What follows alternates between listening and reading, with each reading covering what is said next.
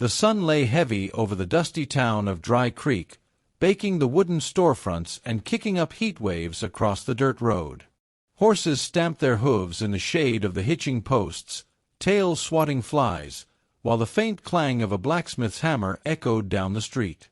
John Carver tied off his horse outside the general store and adjusted his hat low against the glare. Folks knew him, though few dared to greet him. The widower rancher with land stretching out beyond the dry hills, but no family left to tend it with him. His wife had been gone near 7 years now, his boy buried before his 6th birthday. After that, John learned silence. A man could talk less, hurt less, and no one would notice. Inside the store, he moved with slow, deliberate steps, grabbing flour, salt, coffee. His world was measured in supplies, fences, cattle, never in people. He'd made it that way, because caring cost too much. He pushed the last sack of feed onto the counter when he felt it, a tug at his coat. Not rough, not demanding. Gentle. Hesitant. He looked down. A little girl, no older than 7, stood by his side. Barefoot, her dress threadbare, patches stitched with uneven hands. Dust clung to her hair, but her eyes, wide brown, shining with a mixture of fear and hope, held him fast. She clutched something behind her back, then brought it forward. A small loaf of bread, the kind that cost a few pennies, wrapped in paper already tearing at the edges. Her lips trembled before she spoke, barely a whisper. "Will you buy me this bread?" The room stilled. The store clerk froze halfway through counting nails into a box. An old woman by the canned goods shelf lowered her basket, staring. But John Carver didn't hear them. He only heard the girl's voice, soft, fragile, carrying more weight than a child should. He stared at her, unable to breathe for a moment. "Please," she added, eyes dropping to the floor as if ashamed. The rancher's chest tightened. Memories, unbidden, clawed their way back. The sound of his son's coughs at night, the way his wife once held bread to his lips when fever kept him from eating.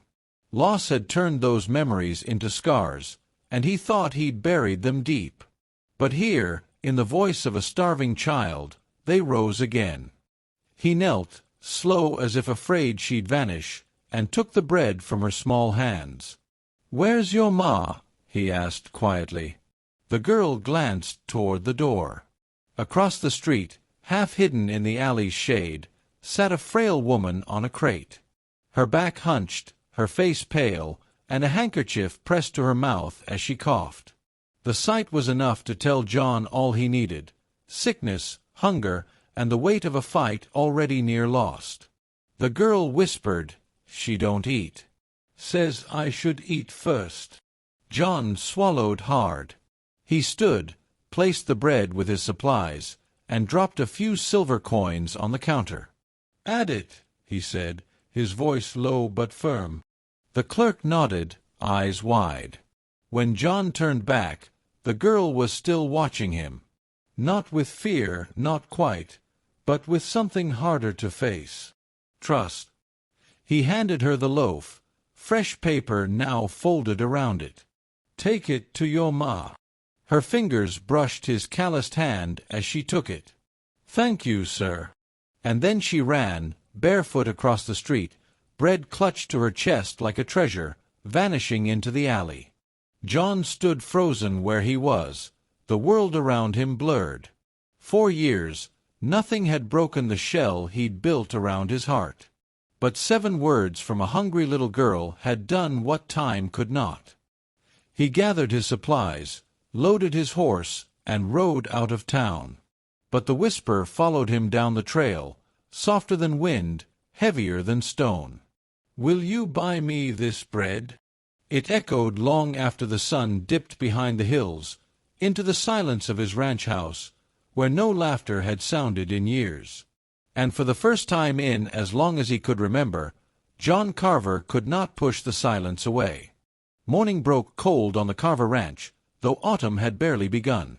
John sat at his table with a tin cup of coffee, staring at the empty chair across from him. It used to belong to Mary, his wife. Sometimes he caught himself glancing at it as if she'd walk in, apron tied, humming while she set down a plate. He rubbed his face and growled under his breath. Ghosts were no good company. But no matter how much he tried, yesterday's whisper wouldn't leave him. "Will you buy me this bread?" The girl's eyes, too big for her thin face. The woman coughing her lungs out in the shade. By noon, he found himself saddling his horse again, muttering excuses. He told himself he just needed more nails, maybe new harness leather. But truth was, he rode into town for another reason. Dry Creek's main street bustled more than usual, wagons loaded, cattle driven down the road. But near the livery stable, a small commotion caught his eye. The landlord, Hollis Granger, stood with two of his hired hands outside a run-down shack at the alley's edge. Hollis was a thick man with a belly of greed and a face always red from whiskey.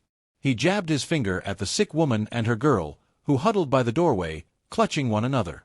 "You owe me 3 months, woman," Hollis barked. "I ain't running no charity. By sundown, you're out. Street's where you belong." The little girl pressed against her mother's skirts, trembling. The woman tried to speak, but her cough doubled her over, leaving red stains on her kerchief. John dismounted without thinking. His boots hit the ground heavy as thunder. The crowd that had begun to gather hushed when they saw him coming. Everyone knew John Carver. He stepped between Hollis and the woman. "That's enough." Hollis sneered. Well, well. The lonely rancher finds his tongue. "You planning to pay their debt, Carver? Or you just like playin' hero?" John's jaw clenched. His hand hovered near his belt, not on his gun, not yet. He turned to the woman, his voice gentler. "You all right, ma'am?"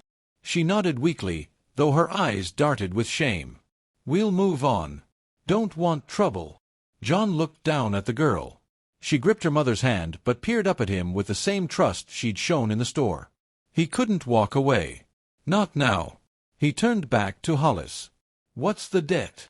$6, Hollis smirked. "Plus late fees. Call it 10. John pulled a small roll of bills from his coat and counted 10 without blinking. He slapped it into Hollis's greasy palm. "Paid in full. Now leave, M.B." The landlord's smirk faltered, but greed won over pride. He stuffed the money in his pocket. "Fine. They've bought another month. But mark me, Carver, charity don't suit men like us." John's eyes turned to steel. "You're right. But decency does." The crowd whispered as Hollis stalked off with his men. John knelt again, this time looking at the woman. "You got a name?" She hesitated, then whispered, "Clara. And this here's my daughter, May." May peeked from behind her mother's skirts, still clutching yesterday's bread, nibbled but not gone. John tipped his hat. "John Carver. You two don't belong in the street. Pack what you got. Come with me." Clara's eyes widened. "We can't." "You can," John interrupted. His voice left no room for argument. "My ranch is empty. More rooms than I can use. You'll be safe there." For a long moment, Clara studied him, weighing the offer. Pride fought with desperation. But then May tugged her hand, whispering, "Mama, please." Clara nodded slowly. That evening, the Carver Ranch saw something it hadn't in years, life. Clara sat by the hearth, a blanket around her shoulders, while May explored every corner of the big house, her laughter echoing through halls long silent. John brought in firewood, pausing at the doorway to watch them. Something stirred in him, something he hadn't dared feel since Mary passed. Later, as Clara coughed, he poured her a cup of hot tea with honey. "You'll need rest. I'll send for Doc Harris tomorrow." "You've done too much already," Clara whispered. Her voice was thin, but her eyes shone with gratitude. "I don't know why." John looked into the fire. "Because once, someone did the same for me. And I'd be less than a man if I forgot it." Clara's gaze softened. May climbed onto John's knee, chattering about the bread and how big his ranch was. For the first time in years, John chuckled, a low sound rusty with disuse. But peace in Dry Creek never lasted long. A week later, Hollis Granger came riding with 3 men, rifles across their saddles. He wanted his money back, or something worth more. They found John mending fence by the barn. Clara was hanging laundry, May feeding chickens nearby. Hollis sneered. "Heard you took in the beggar woman." "Figures. Lonely men do foolish things." John stood, hammer in hand. "You got something to say, say it." Hollis spat. "Yeah. You think paying me once wipes her slate clean? That shack she squatted in? That land's mine. And so's she. You're meddling in business that ain't yours." John's eyes burned cold. "She's under my roof now. My business." One of Hollis's men sneered and reached for May. "Maybe we take what's ours." The sound of John's hammer dropping to the dirt was followed by the swift click of his revolver. He held it steady, eyes locked on the man. "Touch her, and you won't draw another breath." The standoff stretched, the only sound the wind through the grass. Then Hollis, sensing the steel in John's voice, snarled and pulled his reins. "This ain't over, Carver. You just made yourself an enemy." They rode off, dust rising behind them. Clara hurried to May, gathering her close, eyes wide with fear. But John holstered his gun slowly and stepped to them, steady as rock. "It's over," he said quietly. "So long as you're with me, no one lays a hand on you." Clara looked up at him, tears brimming. Not just fear now, but something deeper. Trust. Hope. Maybe even the beginning of something she thought she'd never feel again. That night, after May had fallen asleep by the fire, Clara lingered at the doorway of the kitchen. John sat at the table, turning his coffee cup in his hands. "You saved us," she whispered. John shook his head. "No. You saved me. You and that little girl. Brought this house back to life." Their eyes met, and for a long moment neither spoke. The air between them carried all the words left unsaid: loss, pain, loneliness, and the faint, fragile spark of something new. For the first time in years, John Carver didn't feel like a man living in the past. With Clara and May under his roof, he felt like a man with a future. And when Clara smiled, soft, tired, but real, John knew the lonely rancher's life had ended the moment a little girl whispered, "Will you buy me this bread?"